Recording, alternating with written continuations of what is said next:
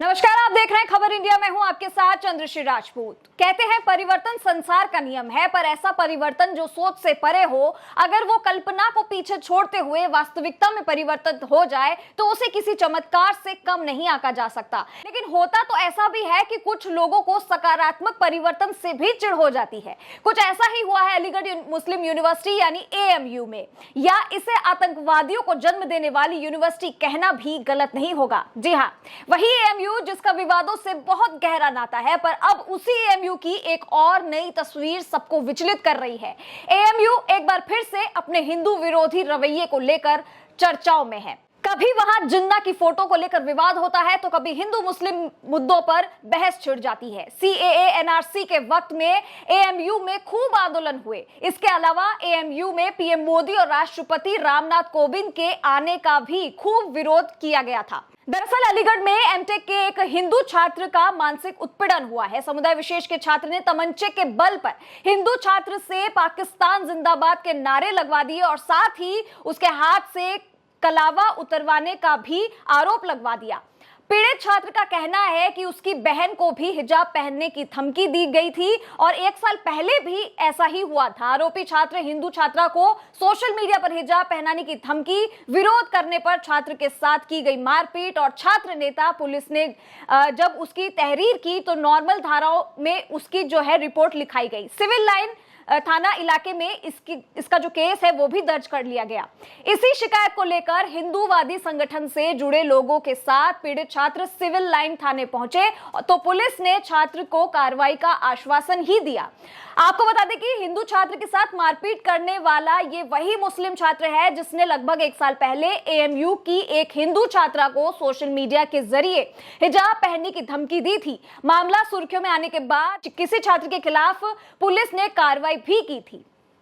वैसे ये कोई पहला वाकया नहीं है या मामला नहीं है जब AMU में इस तरह की आतंकवादी गतिविधियां हुई है या फिर देश विरोधी नारे लगे हों, बल्कि हिंदुओं से नफरत करने वालों की फहरिस्त बड़ी लंबी है।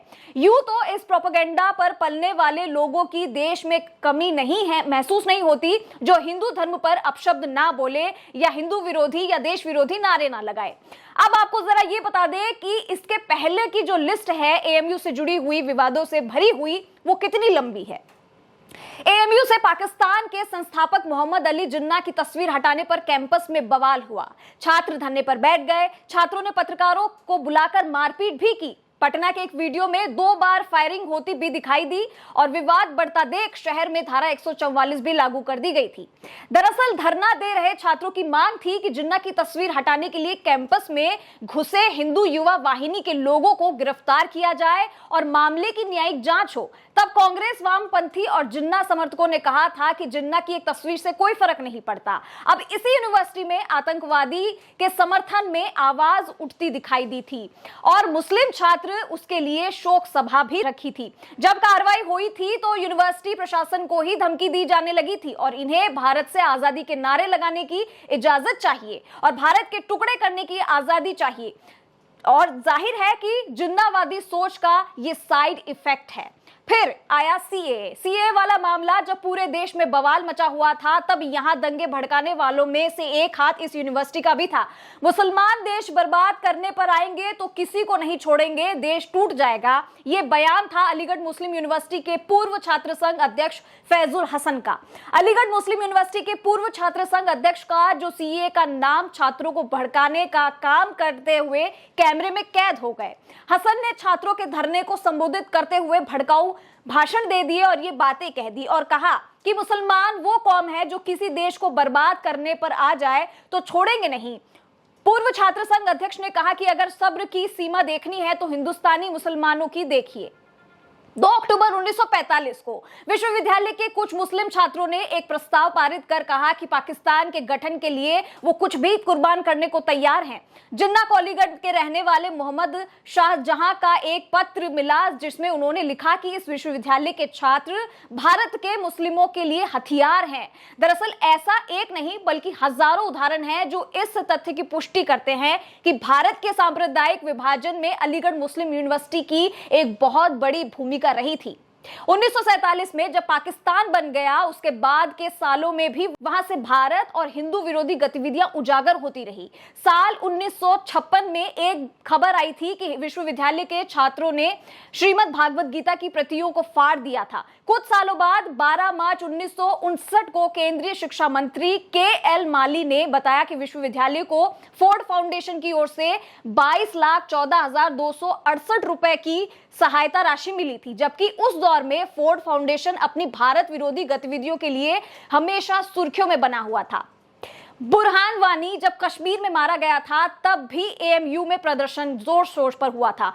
डॉक्टर कफील गोरखपुर से गिरफ्तार हुआ था, तब भी एएमयू में नारेबाजी हुई थी। पूर्व मुख्यमंत्री कल्याण सिंह के निधन पर एएमयू के कुलपति ने जब श्रद्धांजलि दी तो कुलपति के विरोध में पोस्टर लगाए गए, और जब प्रयागराज में हिंसा के मुख्य आरोपी और इस केस का मास्टरमाइंड जावेद उर्फ पंप का घर गिराया गया, तो भी इस यूनिवर्सिटी में विरोध प्रदर्शन हुआ, सिर्फ इसीलिए कि जावेद की बेटी आफरीन फातिमा एएमयू की पूर्व छात्रा रही है। एएमयू में देशद्रोही नारों की गूंज तब भी सुनाई दी थी जब आतंकवादी मन्नान वाली कश्मीरी छात्रों ने अलीगढ़ मुस्लिम यूनिवर्सिटी में नमाज ए जनाजा पढ़ाना चाहा, जिसके बाद 2 नमाजद और 1 अज्ञात छात्र के खिलाफ देशद्रोह का केस दर्ज हुआ था। यूनिवर्सिटी में भी 9 छात्रों को नोटिस भेजकर जवाब मांगा था।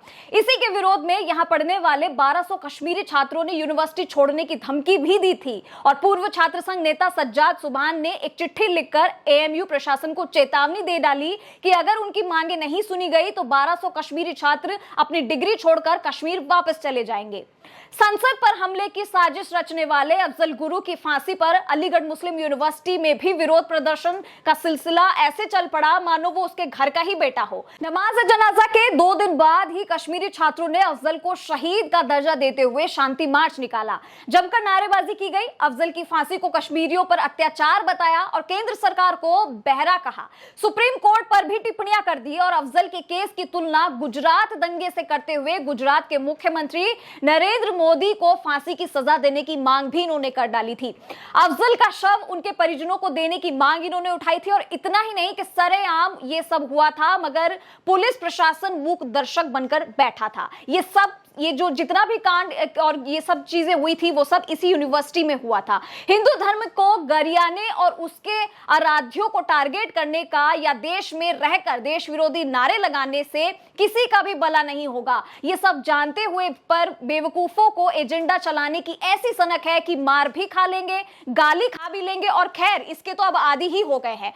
और तो और बाहरी दुश्मनों की भांजी लाठियां भी सशस्त्र ये लोग स्वीकार कर लेंगे, पर बिना हिंदू धर्म को दुष्प्रचारित करे इनके पेट में ना पानी पचता है और ना ही खाना। ऐसे में एक ही इलाज है इन लोगों का कि ऐसे लोगों का एक जैसा रासुका लाकर दंगाइयों और उपद्रवियों की दुर्दशा हुई है कि इन पर ऐसे ही सख्ती प्रावधानों के अंतर्गत कार्रवाई होनी चाहिए, क्योंकि इसके बिना ये लोग सुधरने वाले नहीं हैं और ना ही ये लोग चुप होंगे।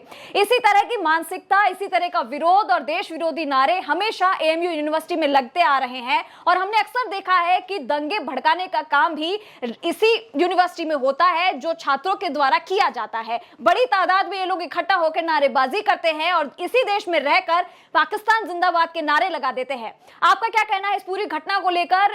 एएमयू का जिस तरीके से अब तक का प्रदर्शन रहा है वो देश विरोधी रहा है, तो इसको लेकर आपका क्या कुछ कहना है कमेंट बॉक्स में नीचे जरूर लिख के बताइएगा। और देश विरोधी ऐसी घटनाएं देश बर्दाश्त बिल्कुल नहीं करेगा, और जहां पे मोदी और योगी की सरकार है वहां तो ऐसा एजेंडा बिल्कुल भी नहीं चलने देंगे। तो इस वीडियो के जरिए आपको ये बताया गया कि किस तरीके से इस तरीके की यूनिवर्सिटी को बिल्कुल बंद कर देना चाहिए देश में, क्योंकि यहां से ही आतंकवाद पनपता है। आपके कमेंट का इंतजार रहेगा, कमेंट बॉक्स में जरूर लिख के बताइएगा। हमारे चैनल का खबर इंडिया को लाइक, सब्सक्राइब और शेयर करना ना भूले, और हाँ बेल आइकन जरूर दबाइएगा। नमस्कार।